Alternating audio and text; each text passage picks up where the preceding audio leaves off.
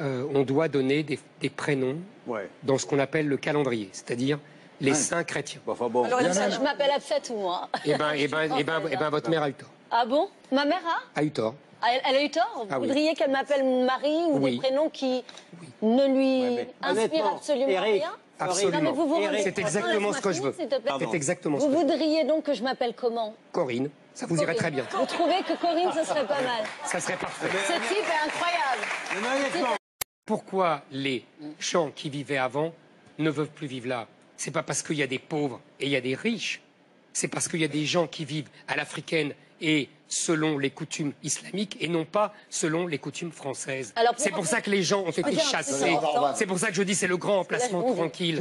C'est ce qui se passe partout. Quand il y a une majorité de gens, le nombre. Vous savez, la démographie fait l'histoire, disait Auguste Comte. Réponse culturelle. Moi, je suis venu d'Afrique et je me suis approprié l'histoire de France, la culture de France, le mode de vie français. Ma mère portait des mini-jupes et pas des djellabas. Et mon père n'aurait pas porté non plus les costumes que portaient son grand-père et son arrière-grand-père en Algérie.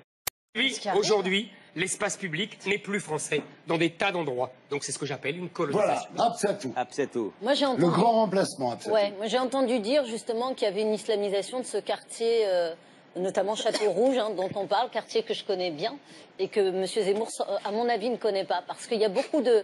Vous n'étiez pas né que j'y étais. Je vais vous répondre.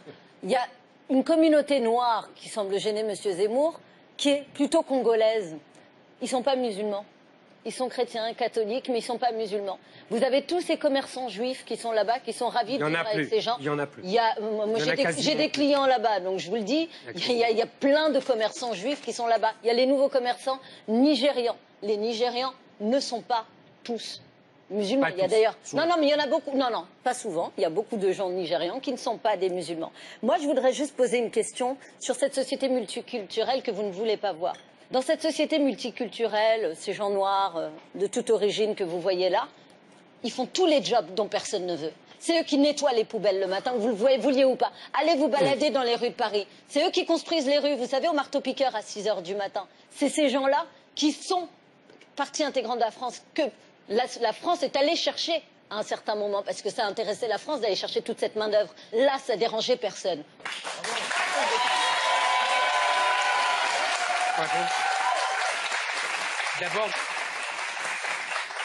D'abord, ce n'est pas, contrairement à ce que vous voulez penser, le multi-ethnique qui me dérange. C'est le multiculturel. Oui. En France, il n'y a pas... Est-ce que vous voulez que ces gens viennent sans leur culture? Oui. Ah, qu'ils oublient qui ils étaient. C'est ce qu'il veut. Exactement. Vous voudriez. C'est ce qu'on a fait. Donc on va les chercher pour construire un pays. Donc on va les chercher parce qu'on a été les chercher. D'abord, attendez madame, attendez. Non, il faut arrêter. La France n'a pas attendu les Africains pour être la France. Ah bon? Arrêtez aussi. Vous voulez aller faire un petit tour Pour construire la France, c'est à 1500 ans. Non mais vous avez raison, Colbert était africain. Mais vous avez raison, Richelieu était africain. Colbert est un bon exemple. Non mais c'est connu. Saint-Louis était africain, mais bien sûr. Il était musulman, bien sûr aussi. Vous êtes allé voir en Afrique? Non mais on les a attendus. Une question, vous êtes déjà allé en Afrique? Évidemment que je suis déjà allé en Afrique. Où est-ce? À Abidjan. On va prendre l'exemple d'Abidjan. Abidjan, vous n'avez pas vu une forte communauté française venue bénéficier des richesses de l'Afrique? Et vous savez d'où ça vient? Construire, développer, bénéficier de cette croissance à 2 chiffres qu'on voit que sur le continent africain. Quand on nous parle de ce que l'Afrique va permettre à la France demain, c'est-à-dire de parler le français dans le monde de façon incroyable grâce justement à l'Afrique, ça n'existe pas. Mais soyez factuels, une seule fois. Vous savez d'où elle vient? Vous savez d'où elle vient?